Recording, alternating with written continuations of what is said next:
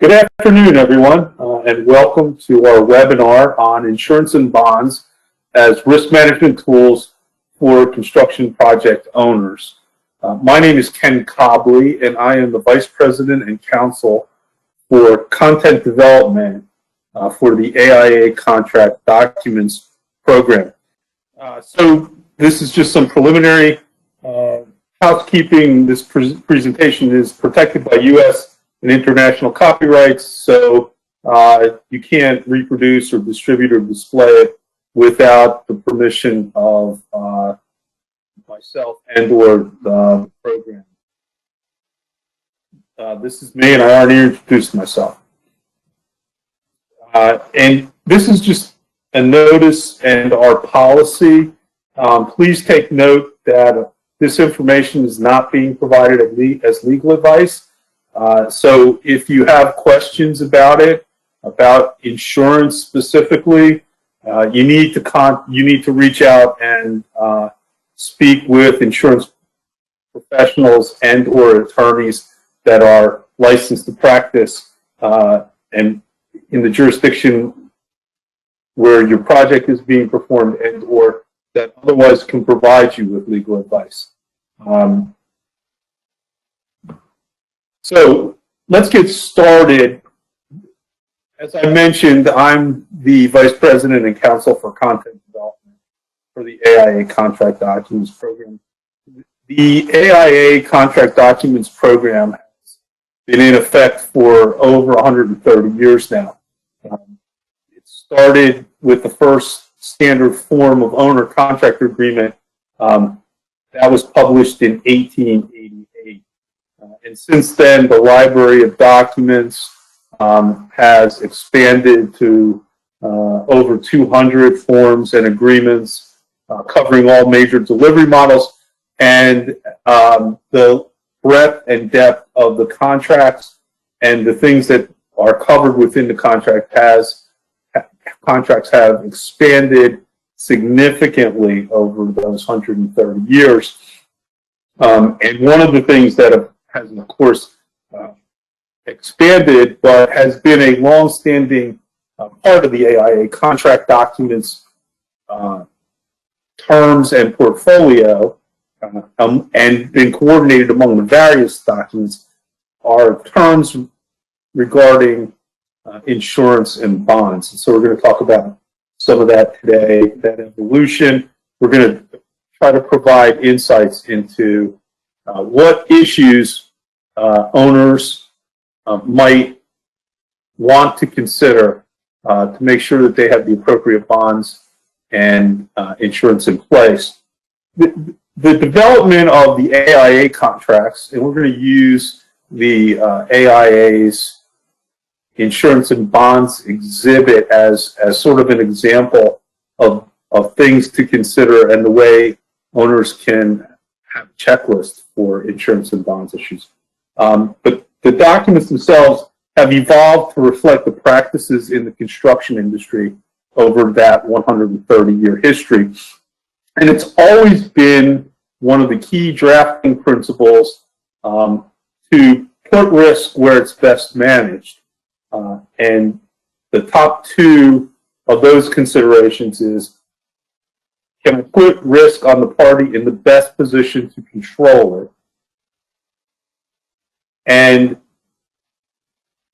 if there's some question about that, or the risk is too great to just rely on the party in control, is there an opportunity for one of the parties to obtain insurance to guard against the risk? And as I mentioned earlier, from the outset, AIA documents have always had insurance provisions to help manage the risk that might be encountered on a construction project. So let's talk about some of the considerations that owners may face, and we'll start with what insurance should the owner carry on a construction project. So here's a slide that just lists or displays a number of different types of risk that any particular project might encounter and causes of loss. And what we're going to do over the course of the next 45 minutes or so is talk about different kinds of insurance coverages that might be available to help protect against each of these various types of risk. So how do we best guard against risk like this? We either buy insurance to protect against certain forms of risk, casualty, personal injury, property damage, and extended coverages that will cover damages associated with property damage in particular.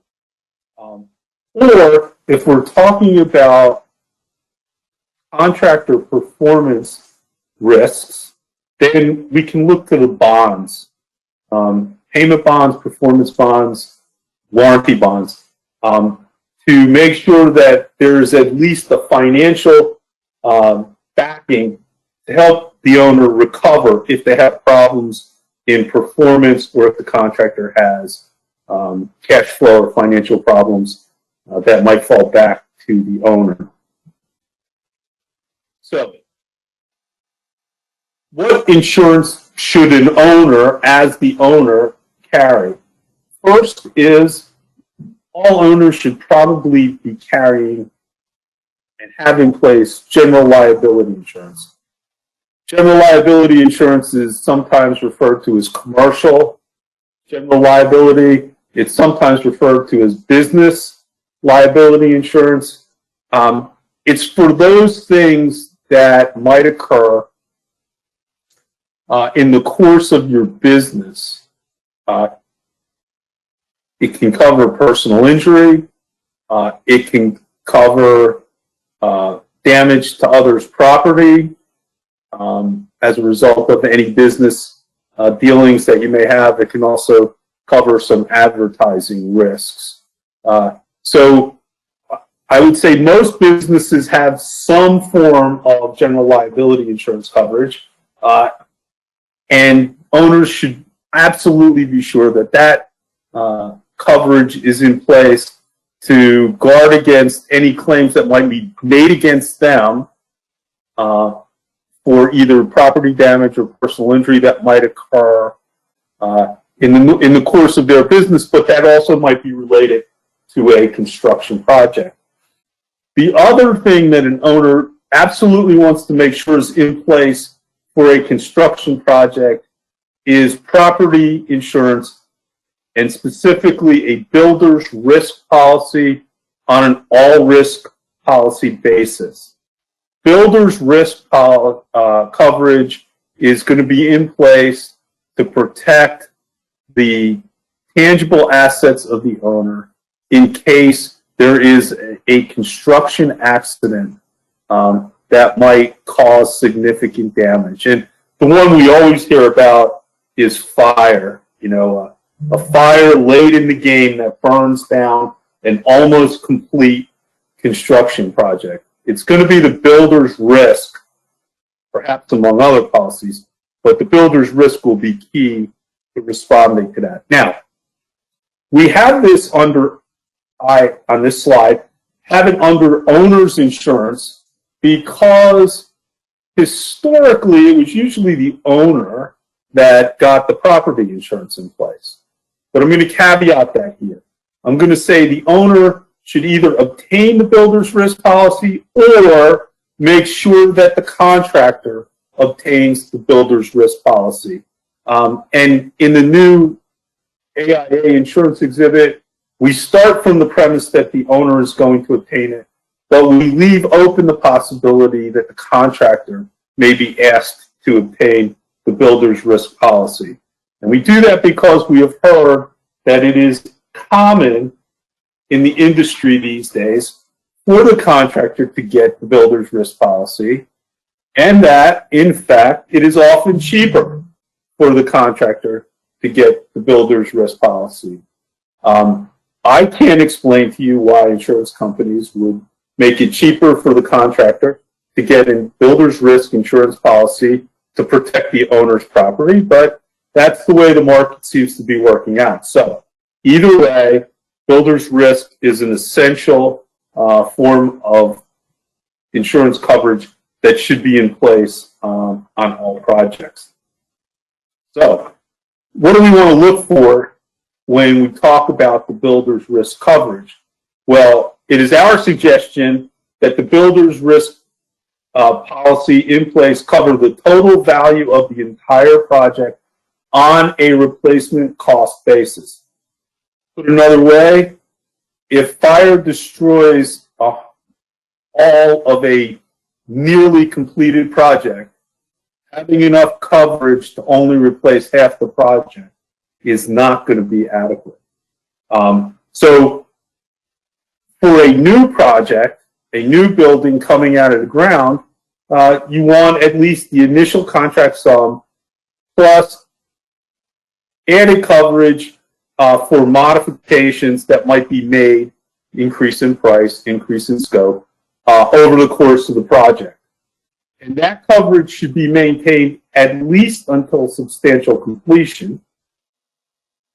And when you get to substantial completion, you probably want that coverage to continue after it, or it should be replaced with another property policy for the total value of the project.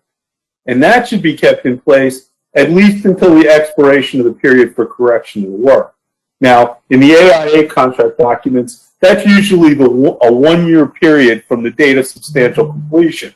And why do you want that? You want that because until the project is complete, absolutely complete, and if you need to call the contractor back to fix anything in that one-year period, you want to make sure that the fire doesn't happen in that one-year period and burn the project down. So up until the likelihood is that the contractor will not be back anytime soon, it's always a good idea to keep the builder's risk or some similar coverage in play.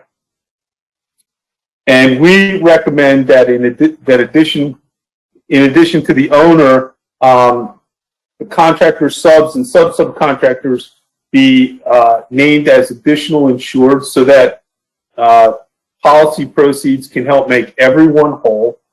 And also you need to consider mortgagees as lost payees on that project. So if you're financing the project and there's going to be a mortgagee, you don't want to be in a situation where if you have a catastrophic event, there's going to be some dispute over whether the financing can get to the assets if necessary.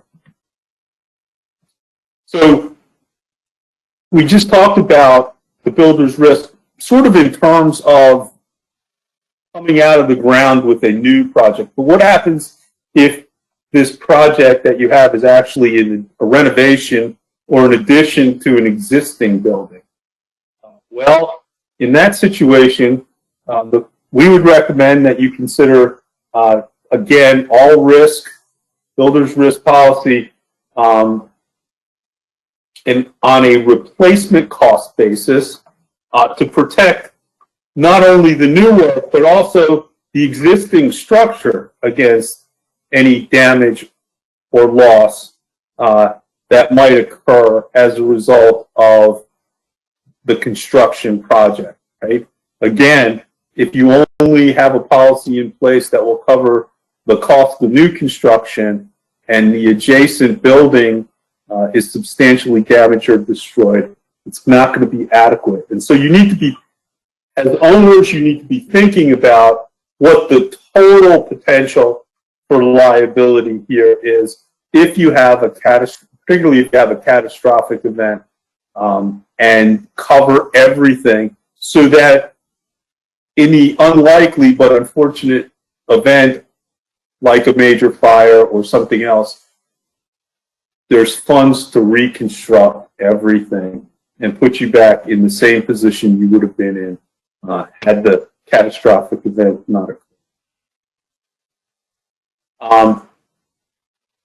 There are certain times when some builders' risk policies will exclude certain things.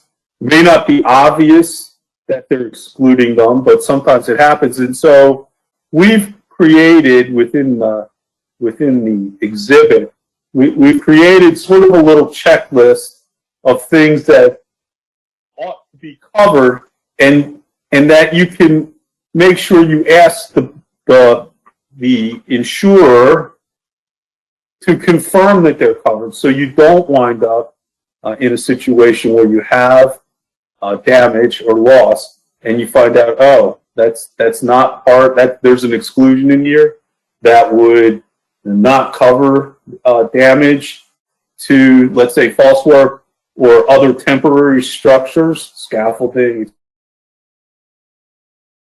Oh, the builder's risk policy won't cover damage to the HVAC system because there was faulty testing or a problem during startup. Also, you want to make sure that not only does it cover the cost to actually rebuild, but you need to cover things like debris removal, costs for either the architect or other design professionals or contractor services that would be associated with helping to get the site ready and the design re-ready for reconstruction. Make sure that the policy doesn't expressly exclude things like fire, explosion, theft, vandalism, and so on and so forth, collapse. You want to make sure that you know what the exclusions are and limit them as much as possible. You want to try to get the broadest coverage because you just never know what the significant or catastrophic event might be. You also want to make sure that it's going to cover ensuing loss or resulting damages from errors or omissions or deficiencies in the construction work or in the design or in specifications that were prepared, etc., right? So you want to know that you've got some coverage for ensuing loss or resulting damages. In addition to the property coverage, the standard property coverage that we just talked about, there are sometimes extensions that are available to the owner. These are coverages that we suggest that the owner and contractor discuss, but the owner consider for each of its projects, and then decide whether or not it wants to try to get these extensions in place to cover the various risks that are talked about here. So, as you can see, we have a title or heading for the type of insurance, and then a brief description. And if you were using the AIA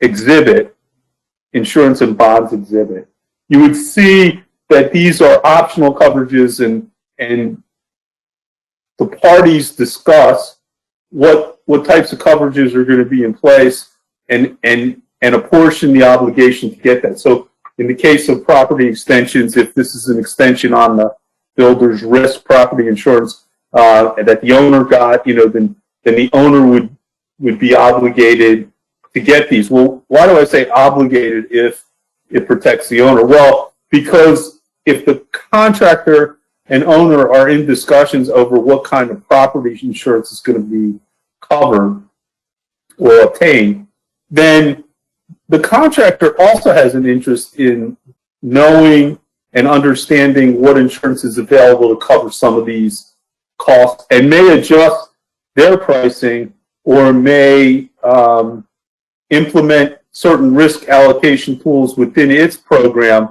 knowing that there's insurance to cover some risks or losses. Anyway, I don't think I need to go through each of these. They're titled and they're fairly self-explanatory, but I'll just leave a minute so you can see the different types of coverages that you might want to talk about and see if they're available for any given project, and what they might cover. Because they're, as I'm sure everyone can understand, if you have a bad event on a project, then there are not only the costs to repair, but there are business costs and other associated costs that you want to make sure are covered by insurance if you feel like insurance is the best mechanism to handle those cost risks.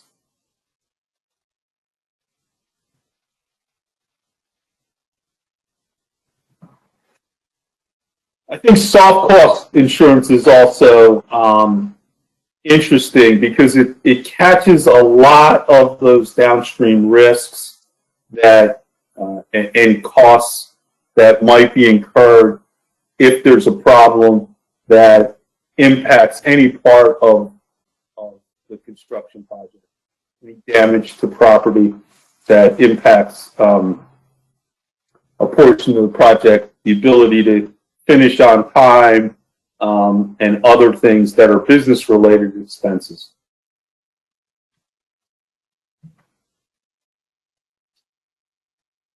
Now, we've talked about property insurance and extensions to property insurance for the owner.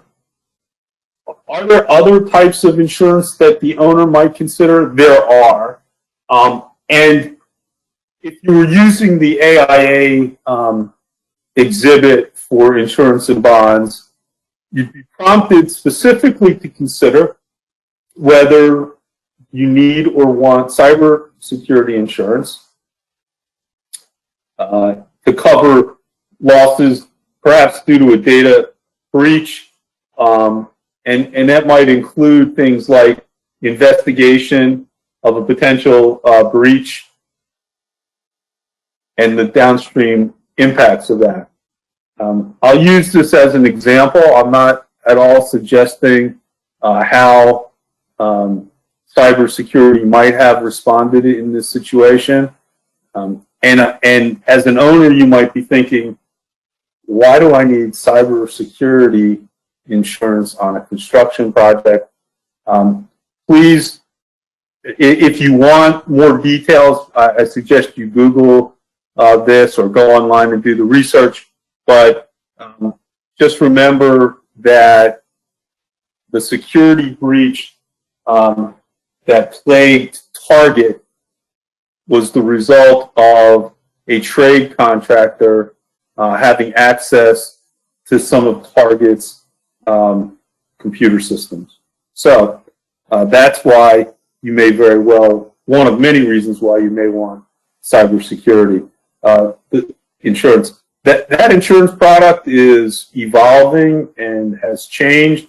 So even if you looked into it years ago, you might want to look into it again and see if there are added benefits that might make it more worthwhile, or if your circumstances as an owner have changed such that what was once not considered to be a risk may now very well be a cyber security risk in your own platforms.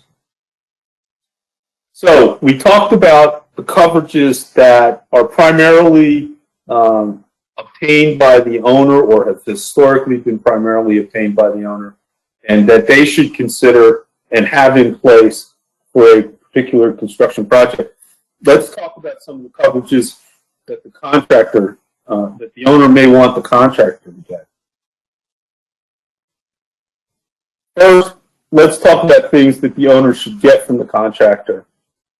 If you're going to require certain insurance coverages, because that's part of your risk management protocols and the plan you have in place for managing the risk on any particular project, then as the owner, you want to make sure that the contractor has those coverages in place. And so ask them to provide you with certificates of insurance to evidence the coverage. When appropriate and when required by the contract, those certificates should show that the owner is named as an additional insured, particularly on the CGL and any excess or umbrella policies. And then you want to make sure that you have coverage for completed operations, and coverage for acts or omissions during the contractor's operation. If you're getting additional insured coverage, it should be primary and non-contributory, right? So as the additional insured on somebody else's policy, it should be primary insurance for you as an owner as well.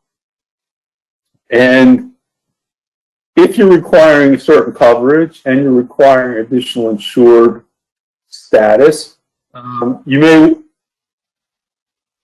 ask the contractor or require the contractor to disclose any deductibles or self-insured retentions applicable to that.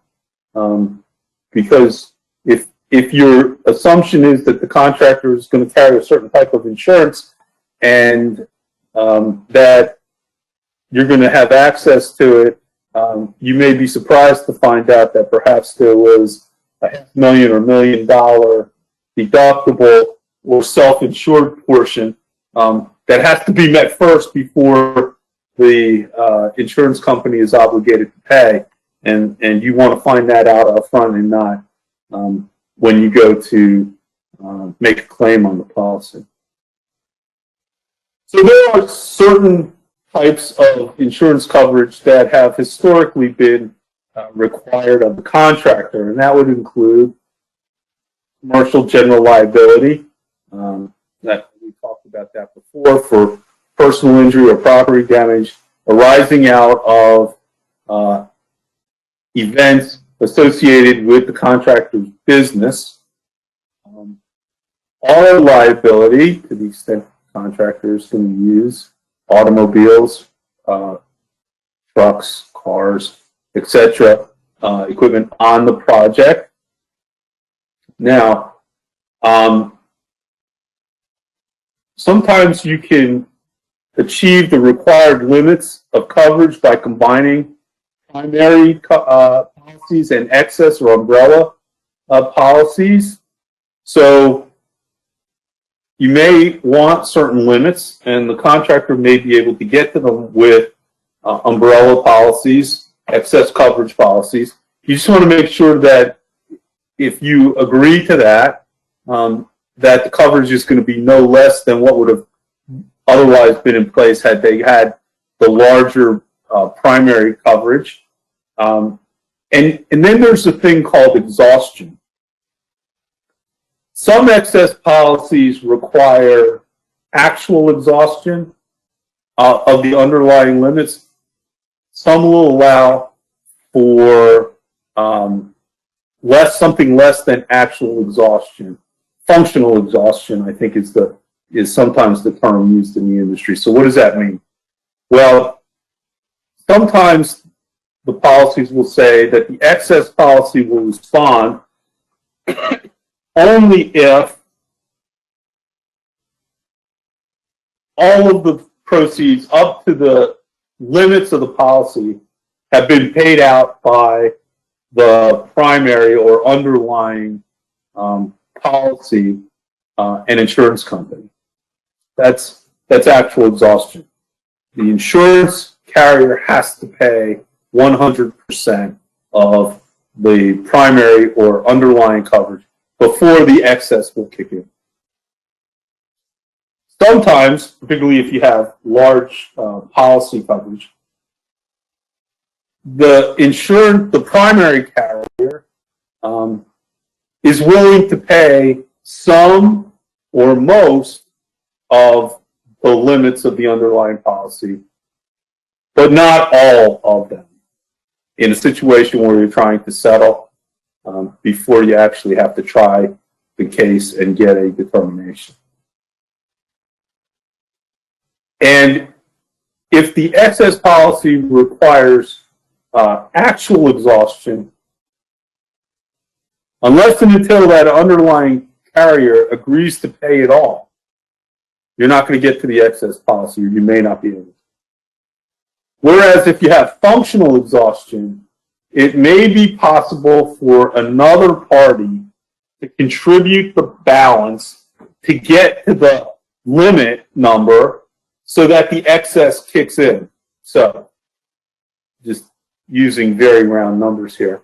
Let's say that the underlying policy had limits of $5 million, and the excess is for 15 or 20 more millions of dollars. Let's say the underlying or primary carrier was willing to pay $4 million, but not $5 million, and the claims are much higher than that. Or the potential claims are much higher than that. But the parties have some vested interest in getting to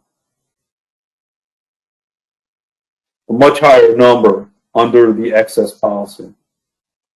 If one of the parties pays the difference, if the policy allows for functional exhaustion, then at the point the $5 million is paid, you may be able to get to the excess policy. These are the types of things that you actually absolutely have to speak with insurance counsel about. But these are things that as owners you can consider, and they're things that you can ask for as part of the insurance process, so you at least understand what you have and what you need to get to. Other of the standard policies include workers' compensation and/or employer's liability. Depending on where you are, you may have one or both, and they may be required. Different things may be required in different jurisdictions. We always suggest that the insurer be licensed in the jurisdiction where the project is located, and we do the same thing for the bonding company to make sure that there is some administrative oversight. And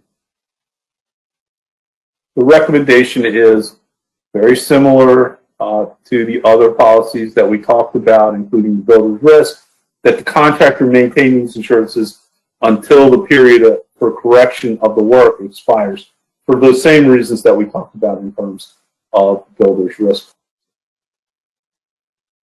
Now, not all CGL policies are the same. Different carriers will exclude different things, depending on which carrier it is and perhaps who's underwriting the policy. So there are certain exclusions that, as an owner, you want to make sure either are not. You may want to make sure they're not in the policy, or at least if they are, you need to know that to see if other products might work better in your situation. So one is you want to make sure that there's no exclusion for claims by one insured against the other if the only reason for the exclusion is the fact that the claimant is also an insured. This plays into certain scenarios that might restrict somebody who's named as an additional insured on a policy from actually also making a claim against the primary policy holder. Again, these are things to be discussed with insurance professionals, but we list it in the insurance exhibit as a point for owners to consider when they're going through their insurance program for a particular project.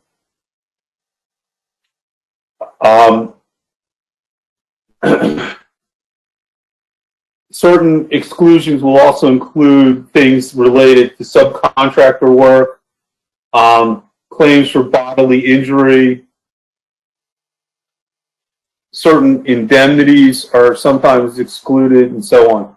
I'm not going to go through the entire list, but you can see what they are here. Again, it's not totally necessary that as the owner you understand the policies and exclusions, but it is helpful for you if you use something like the exhibit to discuss these things on a project-by-project basis, and to know if these exclusions are in there, perhaps insist that they come out, or if not, look for perhaps a different carrier, someone that will better address the particular needs of your project.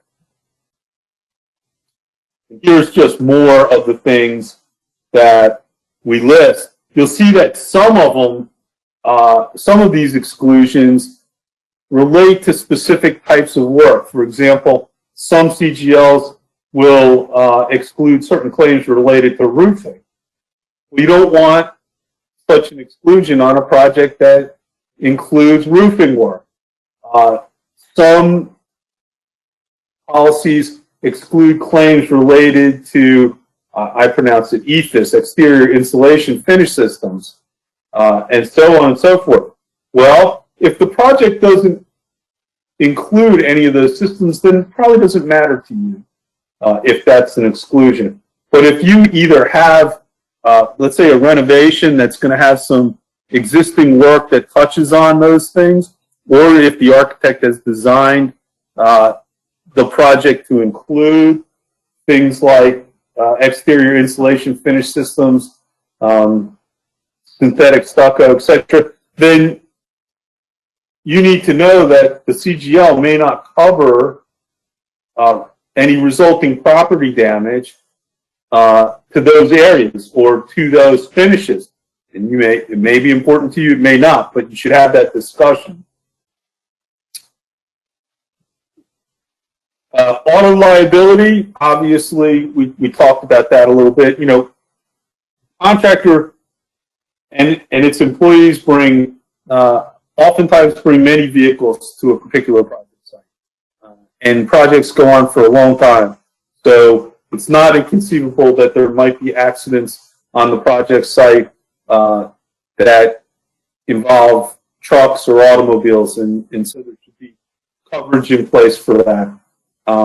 When you fill out the auto and other types of coverages, you want to make sure that you just don't say they're going to have auto insurance, but indicate what kind of policy limits you want in place. And if you use, again, if you use the AIA's insurance exhibit, there are prompts and fill points to help you make sure that you've got the specifics in there so that you don't wind up with inadequate limits or insurance coverages that you presumed a contractor would carry more and wind up with less. Also, there may be some state statutory requirements for auto and other that may be in place, and certainly you want to make sure they have at least that, if not more.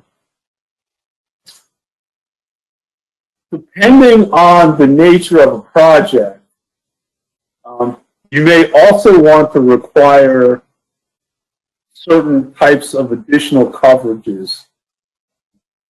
If the contractor's work is going to be near navigable waters, etc., you may want to require Jones Act or longshoremen or harbor workers compensation coverage. Very frequently, the contractor's work will involve some element of delegated design. There are now many times when the project plans and specifications have performance criteria, but delegate the actual design of certain systems, for example, or sprinkler systems, curtain wall systems, etc. That's delegated to the contractor, who then usually delegates it down to its specialty trade contractor. And so if that's the case, you want professional liability coverage to cover for the design elements associated with the contractor's work. If the contractor is going to be bringing onto the site certain things that are pollutants, you may want pollution coverage, maritime liability coverage. In some instances now, the contractor may or may not need or want to use drones.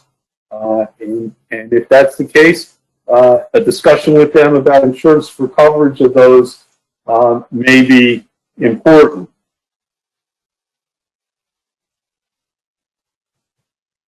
We talked earlier about whether or not the owner gets the builder's risk or the contractor. This is something that needs to be spelled out in the agreement, right? The owner can't assume that the contractor is going to get it. There has to be some sort of contractual obligation for the contractor to get the builder's risk insurance if that's what the owner desires. Railroad protective.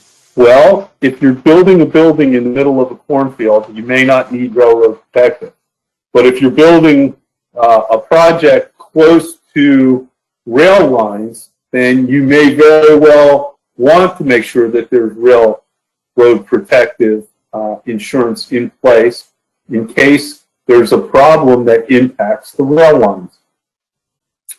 I think asbestos abatement is pretty well known and pretty common. So obviously in a new project, you may not need that. If you're renovating a building of any substantial age, the floor tile may have it, the insulation around the steam pipes and other areas may have asbestos, and you may need some insurance to cover the downside potential risks associated with removing and abating those products if you encounter them. And again, I think some of these are self-explanatory, but these are the types of things that owners should probably consider when they're thinking about all the various potential risks on a project. And that's why we think the insurance and bonds exhibit is such a useful tool, because it will walk you through all of these and prompt consideration of whether or not the owner wants to require these coverages as part of the contract.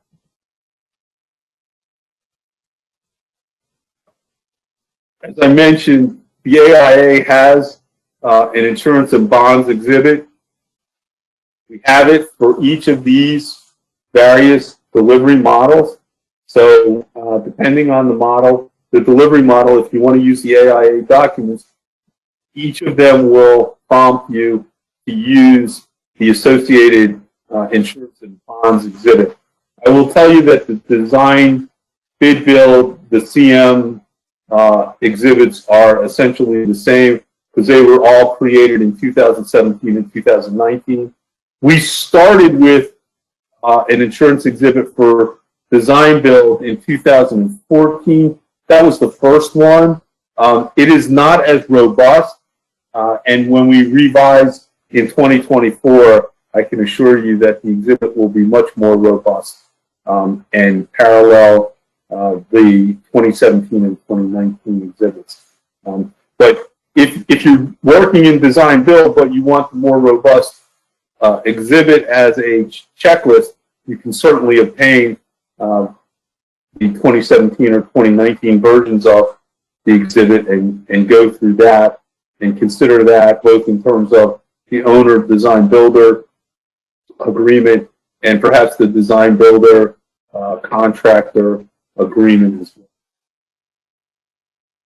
Now, the AIA's exhibit talks about all of the various coverages that might be required between the owner and the contractor. That's where those exhibits come in. It's the contracts between the owner and the constructor or contractor that really have the insurance exhibits. There are insurance requirements in many of the owner architect agreements, but the exhibit is specifically for constructor. The general conditions also cover additional things that owners may want to think about when dealing with insurance. In both places, there's an obligation to purchase.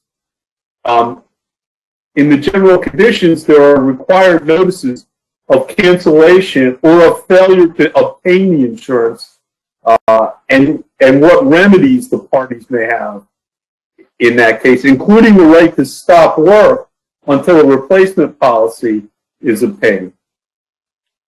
The AIA has long had a waiver of subrogation in its contract documents, meaning that if insurance is in place, the parties all waive the right to go after each other, to make each other and the insurance whole, i.e., let's place the risk with the compensated insurance carrier, let them pay off, and let us all get back to work and not worry about finger pointing.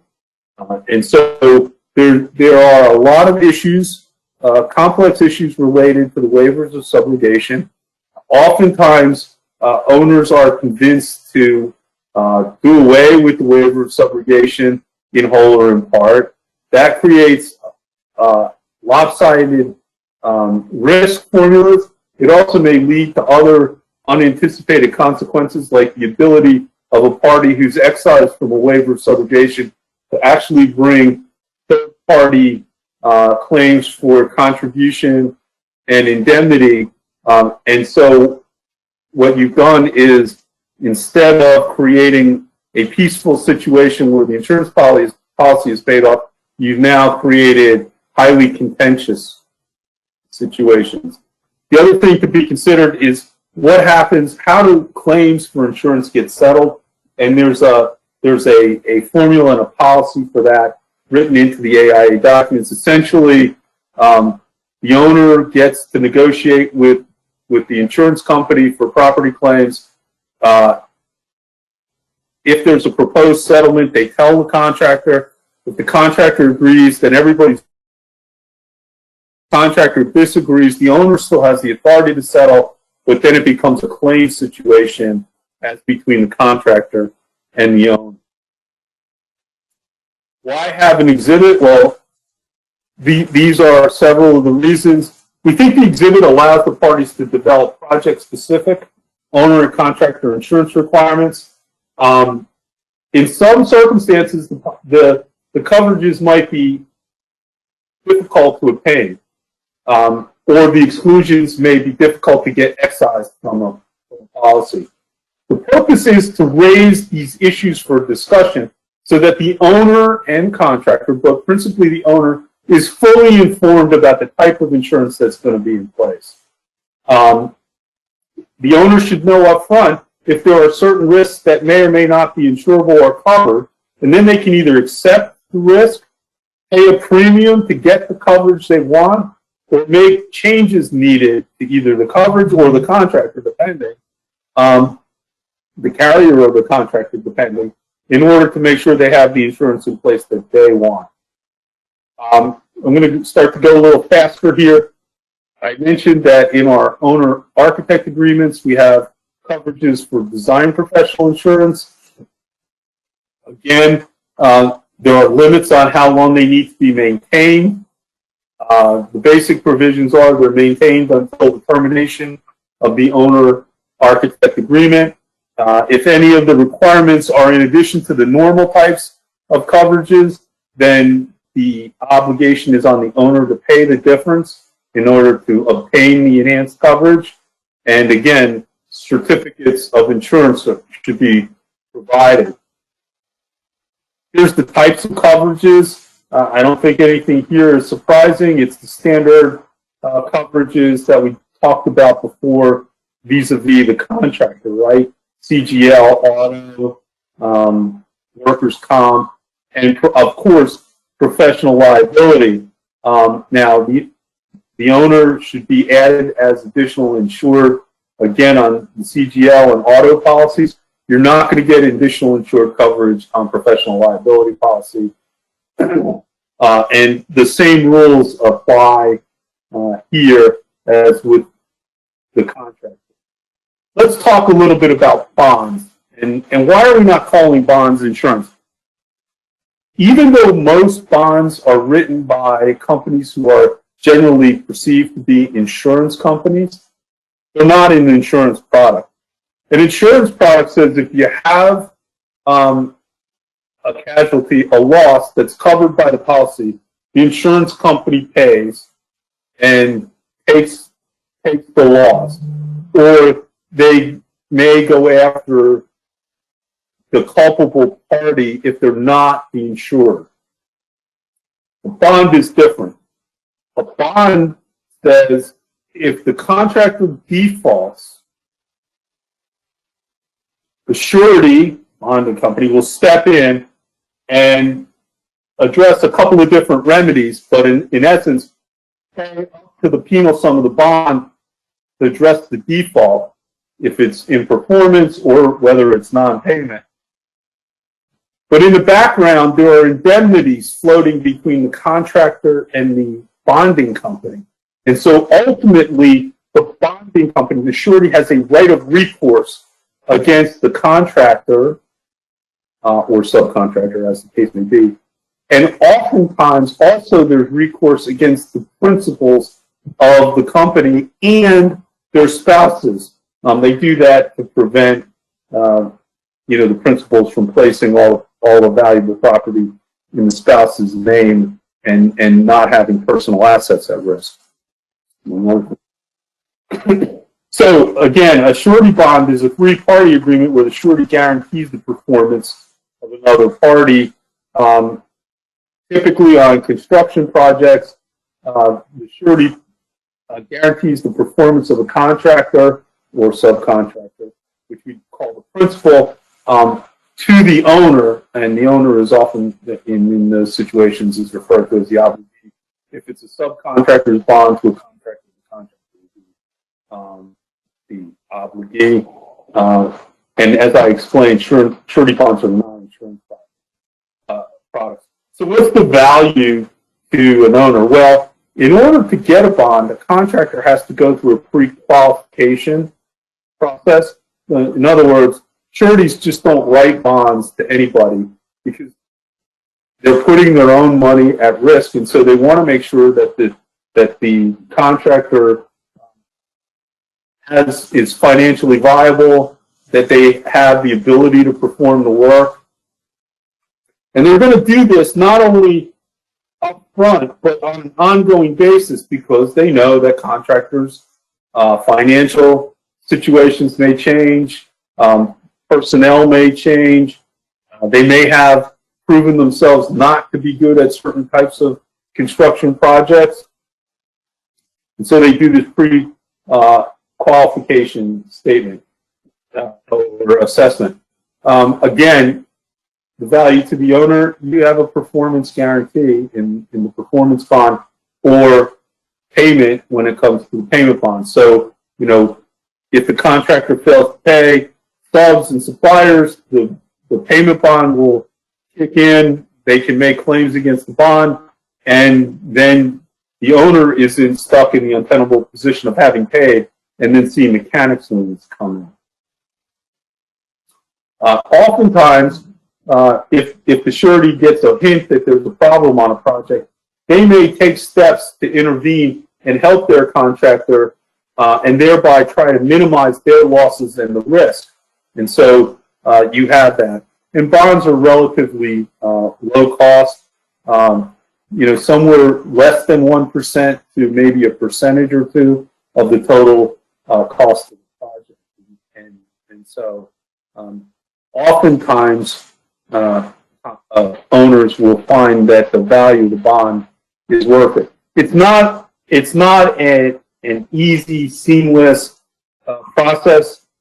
There are challenges sometimes in making bond claims, but you do have substantial financial backing in the bonds, provided you also are diligent about making sure that the bonding company is licensed to write bonds in the jurisdiction.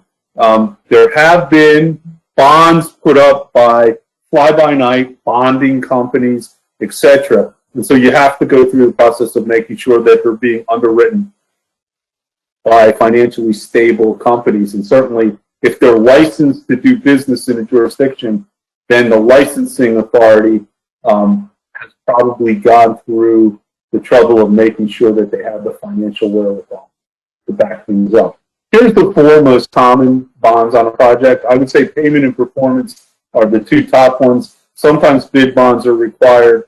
Sometimes you'll also get a warranty bond that just says that after the project is completed, there'll be an additional period of bond coverage to stand behind any warranties that are required by the contract. The AIA publishes that too. But specifically excluded from this are any kind of manufacturer's warranties. Again, this tells you, based on information we've gotten from the professional societies that represent the interests of the surety bond providers, this is about the cost range for a bond, and here's how they work. Usually it's 1% cost, and you're going to get both a payment and a performance bond. Also, oftentimes bid bonds are written at no cost So here's what you have in terms of the cost range. Here's a listing of the bonds that we have. I mentioned the bid bond. The A312 is actually a payment and a performance bond. It's broken into two parts, but we bundle it as one document for the reasons I've discussed, and because generally if you're going to want a payment bond, you're going to want a performance bond to protect against trade and supplier claims.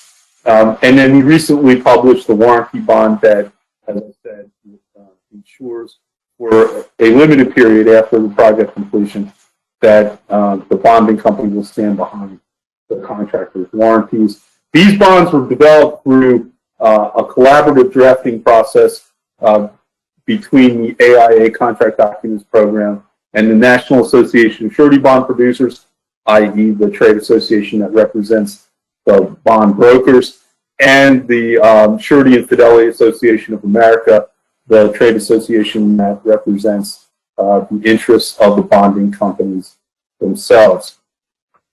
And the AIA Bond Forms are actually well regarded and widely used by sureties. So that's an overview of the considerations for insurance and bonds. Here are some resources that you might take a look at if you have questions about the insurance and bonds exhibit or any other AIA contract documents. I want to thank you for attending, and now I will open it up for any questions, if we have any in the queue, Hosty, for a minute. Thank you, Ken. We do have a few questions that have come in, so let's go ahead and get started. How can all risk property protect for errors and omissions? I think that you have to speak with the brokers directly about that. I think that it can cover for resulting damage from errors or omissions. I don't think that it will respond for other damages related to errors and omissions, but I think that if a design error results in physical damage, you may be able to get coverage under the property policy. Again, each of these things should be discussed directly with insurance counsel. How is builder's risk and CGL different? Okay, so commercial general liability generally refers to third-party claims that you may be responsible for, arising, again, often out of business activities. So that's going to be a policy that will provide, if you're the owner, will provide you with protection against third-party claims that you might be liable for resulting from business activities. Builder's risk is going to respond to make you as the owner whole if your project or your property is destroyed as a result of activities on the project during construction. Again, I suggest that you engage in a more thorough discussion with a insurance consultant, an insurance attorney, or somebody that you can trust in the insurance industry to explain the details of the differences. What does an owner do if the architect asks for a waiver of consequential damages? Well, the AIA contract documents include a waiver of consequential damages in both the owner-contractor agreement and the owner-architect agreement. And so I think that there is good policy reason for a waiver of consequential damages. I suggest that you look at the one that's in the AIA document so you see the scope and breadth of it. I can tell you the policy reason behind a waiver of consequential damages. They originally got written into the AIA documents and other industry form documents in the late 1990s, I believe it was. They were principally driven on the contractor side because of a case, the Perini case, in which Perini was a CM on a project for renovation of a casino in Atlantic City. Perini got, I'm drawn from memory here, but essentially Perini got paid about $600,000 to oversee this renovation project. The project came in late, and arbitrators awarded a $14 million or so judgment against Perini for all the lost gambling revenue, hotel revenue, food revenue, etc., that the hotel established that lost because of the delay in opening. And so it was so lopsided that the industry went into a fervor over trying to normalize the expectations for damages. So that's the policy reason behind trying to get a waiver of consequential damages, and we have it for certain listed consequential damages, or certain of the damages are actually listed in the waiver. So there's a policy reason for it. It's a good reason. There are other ways that the owner might be able to recover, but it should be considered. Great. And with that, we will end today's webinar. We want to thank you, Ken, for taking the time to present this content today. And thank you to all of our attendees for participating.